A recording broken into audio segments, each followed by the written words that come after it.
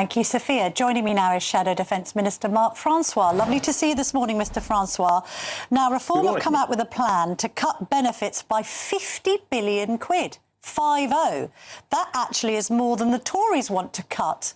So which party on the right really does want to do something about our burgeoning benefits bill?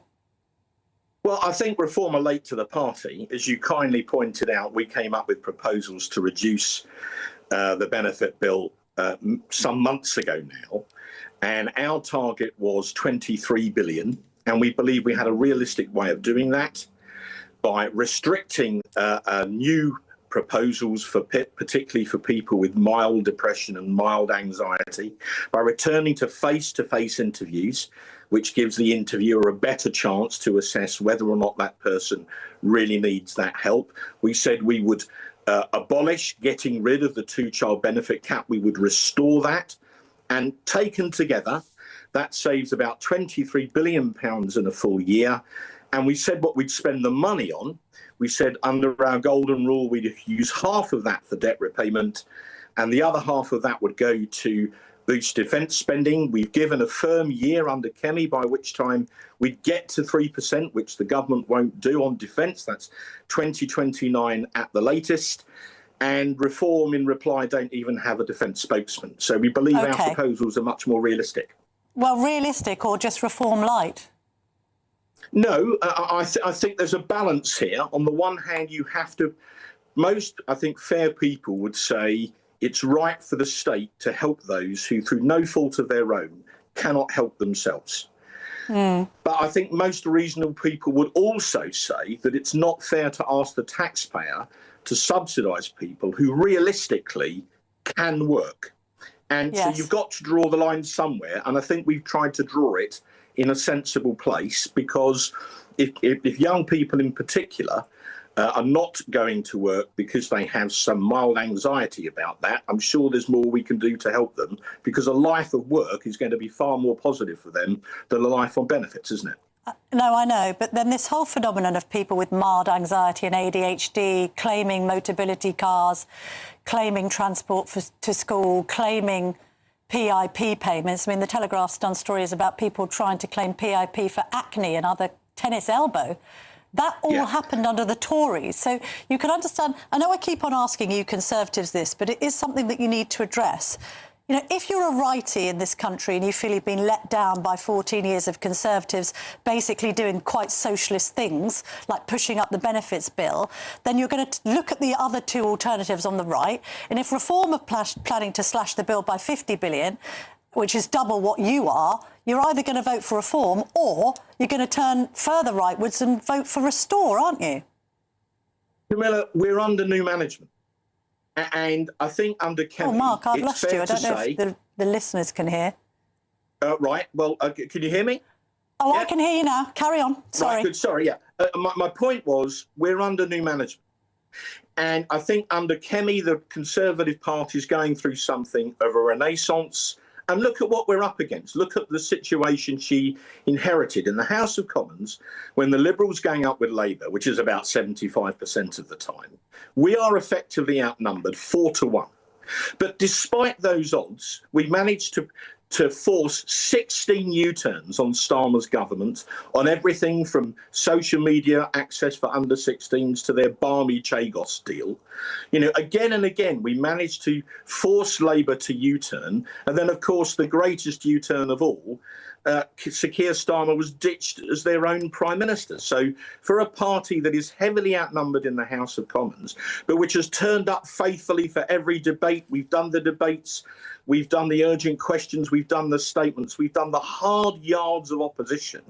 And I think the public are now beginning to give us some credit for that. And that's why, in most of the opinion polls now, between Labour and Reform and ourselves, we're in a few percentage points of each other. You know, it's within the margin of the 3% margin of error that the pollsters always talk about. So I genuinely believe there's been a resurgence under Kemi and we're under new management. And I think the public see that and are responding. And yet you didn't stand a candidate in Clacton. Sorry, I'm having to hold my earpiece, Mike, because it's gone slightly haywire, but we'll deal with it in the break. You didn't stand a candidate in Clacton. Now, I went to Clacton to cover the by-election, and quite a few right-wing voters said, well, we would have voted for a Tory if they'd put one up.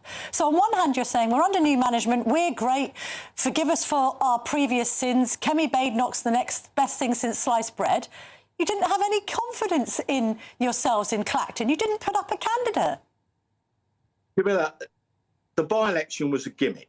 Everybody knew it was a gimmick. And Nigel Farage caused a by-election. He cost the council taxpayers of Tendring District £250,000 to run it. And then he doesn't even turn up at his own count. And then, you know, in the Friday morning, the story was not that he'd won the by-election. The story was, why didn't he turn up to his own count? Well, because he said that the party had received some threats and he's got his reasons for not turning up or not. He won the by-election. Listen, but hang on, Mark, but regardless of what you're saying about gimmicks and what have you, and I can probe that with Gwaine Trowler, he's coming on in a minute, so I can say that to him. What was the point of it all? This was once a true blue Tory seat. All right? It was covered in blue rosettes. You're in Rayleigh in Essex, right? You know this territory like the back of your hand. And you've lost it. And you've lost it to reform because you simply weren't Conservative enough. So the question is twofold. First of all, why are you wasting all your time attacking reform when you should be attacking this socialist Labour government? And second of all, why are you turning a blind eye to Restore when even today the Telegraph has once again got allegations that people who are donating to Rupert Lowe's party are neo-Nazis, somebody who thinks Hitler wasn't all that bad. Meanwhile, the Tories give Rupert Lowe a place on the Public Affairs Select Committee. I mean, what are you playing at? Camilla, you said we should be spending our time attacking a Labour government, I think is what you just said. Yes. In fairness, I just gave you an explanation of how we'd forced 16 U-turns out of a Labour government. And I think we put up such strong opposition to a Labour government that the Labour backbenches panicked and, as the world now knows, ditched their own Prime Minister. So I think a reasonable person would say we've been putting up quite a good fight, bearing in mind we're outnumbered 4-1 day to day. And I'm sorry, but if you look at defence as my own particular specialist interest, when we debate defence in the House of Commons, Reform are hardly ever there. Reform don't do defence. So, I actually think we're putting up quite a firm fight now. And as you're putting a fight up. There's a fight on the right. This is the problem, Mark. You know, we're now talking about should Burnham have a snap election. There's a number of reasons why he might want to consider that. The Burnham bounce. He's overtaken Reform in the polls for the first time in months for Labour. The other reason he might want to have a snap election is because the right is divided. You know, you look at the statistics, more than half of the country appear to be right-wing in one direction, right? Tories, Reform, Restore. You're all fighting like rats in a sack. Meanwhile, you're feathering Rupert Lowe's nest, despite him, presumably, and some of his supporters having problems with, I don't know, like the white British citizenship of some of your own politicians, your leader and its members. I don't quite understand it. Why did you give Rupert Lowe that seat on the Public Affairs Select Committee? Do you regret that now that revelations have come to light about the kind of people that are supporting Restore? Camilla, my mother was Italian. So according to Restore, I'm not properly British. Winston Churchill's mother was Jenny Jerome, was an American. So according to their logic, he wasn't properly British, even though he's probably the greatest Briton that ever lived. So look, I'm not going to get in the middle of the sort of Nigel Farage, Rupert Lowe psychodrama. But you're in it a little bit because you gave him that seat on the Select Committee. Do you regret doing that now? Well, Camilla, in terms of the wider question that you've asked me about pacts, let me give you my own personal view. I'm someone that at one point was open-minded to some form of collaboration with Reform.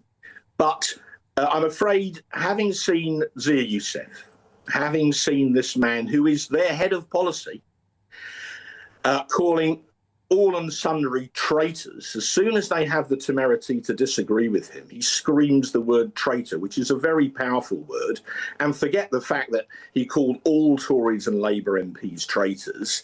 To say that about Ben Wallace, a distinguished former Defence Secretary, a Scots Guards officer, a man who was decorated for capturing an IRA active service unit red-handed in Northern Ireland, to call him a traitor is beyond ludicrous. So why on earth would any party, a party that's now doing better in the polls under a new leadership, want to go into some kind of an alliance with another party who behave in that way and whose sworn aim, repeated by Nigel on many occasions, is, quote, to destroy the Conservative Party, something which, if you look at the polls, he has palpably failed to do. True. So, would you do a pact with Reform if Zia Youssef wasn't in it?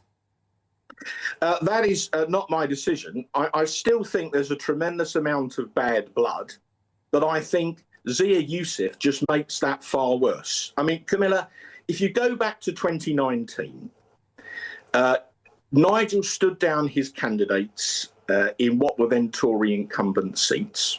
Yeah. You could argue he put country before party. Well, he definitely did. And there was all this talk at the... hang on, this is an important point, if I may. There was all this talk at the time about should we have given him a knighthood or a peerage.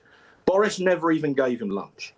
And I know for a fact that that burns deeply in Nigel's breast. And on that thing, he's got a point. But I think that for him, in some ways, has become almost all-consuming. And I think saying they want to destroy the Conservative Party, whilst at the same time, some of them saying we somehow need to cooperate to prevent Burnham being re-elected. And I, like you, think there's a chance he might go early. I think Brenda from Bristol might need to worry. Their policy is completely schizophrenic in that side. One minute, some of them hint they want to work with us. The next minute, they want to destroy us. So I cannot realistically see what you're talking about happening in the current environment. All right. And in the meantime, we're getting on with opposing Labour, and we ain't doing too badly at it. All right, Marc Francois, from one descendant of Italian immigrants to another.